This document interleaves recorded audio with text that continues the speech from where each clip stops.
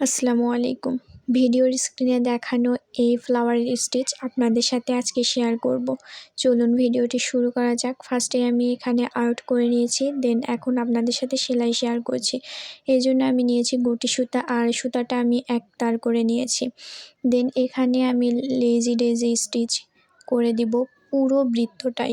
আমি এখানে 2টা সার্কেল বা বৃত্ত এঁকেছি, এইভাবেই আর্ট করে নিতে হবে। আর মাঝখানে একটা মিডল পয়েন্টে এভাবে বিন্দু দিয়ে নিতে হবে সেলাইয়ের সুবিধার্থে। দেন ওই বিন্দু থেকে আমরা বড় বৃত্তর উপরে কাজটা করব।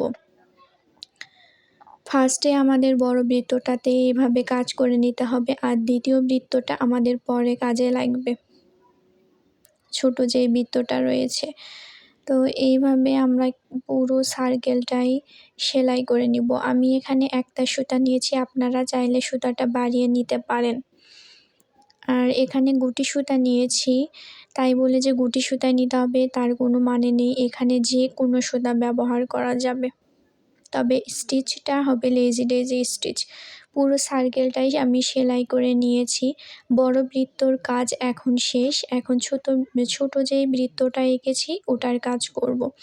ছোট বৃত্তর দাগের উপরে আমি সুইটাকে উঠিয়ে 2টা লেজি ডেজি স্টিচের সুতা এইভাবে একত্র করে আমি সেলাইটাকে নিচের দিকে পার করে নিয়ে যাব। এখানে আসলে মুখে এক্সপ্লেইন করে বোঝানোর মতো কিছু নেই, আপনারা একটু মনোযোগ সহকারে দেখলেই বুঝতে পারবেন আমি কিভাবে 2টা লেজি ডেজি স্টিচকে একত্র করে স্টিচ উঠাচ্ছি।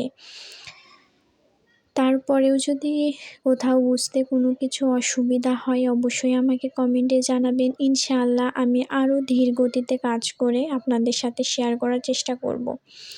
আসলে ভিডিওগুলোতে একটু স্পিড বাড়িয়ে দিতে হয়, কারণ ভিডিওটা অনেক লং হয়ে যাবে যদি অত ধীরে সব কিছু বুঝিয়ে দিতে যাই। একটা ভিডিও অনেক লং হয়ে যায়, আর লং ভিডিও আপনারা দেখতেও বিরক্ত বোধ করেন। তাই এইভাবে আসলে একটু স্পিড বাড়িয়ে কুটে তারপর আমাদের ভিডিওটা একটু শর্ট করে দেন তারপর আপলোড করতে হয়। তাই ভিডিওর কোথাও কোনো কিছু বুঝতে অসুবিধা হলে বা যদি আমার কোনো কিছু ভুল থেকে থাকে তাহলে অবশ্যই ক্ষমা সুন্দর দৃষ্টিতে দেখবেন আশা করি। ফ্লাওয়ারটা করা হয়ে গেলে আমি ফ্লাওয়ারের সাথে মিল রেখেই কলিগুলো করে নিব। এখানে 2টা কলি আর্ট করেছি এবং ডাল আর্ট করে নিয়েছি অফ ক্যামেরাতে। আপনারা চাইলে শুধু ফ্লাওয়ারটাও জামার জমিনে বা কুশন কভারে করে নিতে পারেন, আবার চাইলে আমার মতো এভাবে কলি এবং ডাল দিয়েও করে নিতে পারেন, আপনাদের যার কাছে যেরকম ভালো লাগে।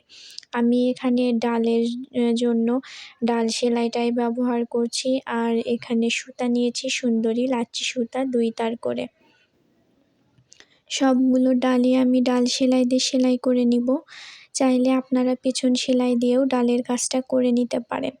আপনারা চাইলে শুধু কলিও জামার জমিনে সেলাই করতে পারেন, আবার শুধু ফ্লাওয়ারও করতে পারেন, আবার ডাল ফুল 2টা মিলিয়েও করতে পারেন।